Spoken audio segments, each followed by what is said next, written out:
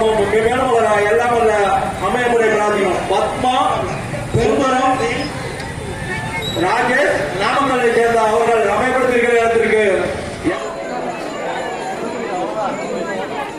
எடப்பாடி போலாம்பட்டி ரோட்டில் இருக்கும் காளியம்மன் கோவில் தீமிதி திருவிழா பக்தர்கள் பொங்கல் வைத்து அவரவருடைய காணிக்கையை வேண்டுதலையை நிறைவேற்றி கொண்டிருக்கிறார்கள்.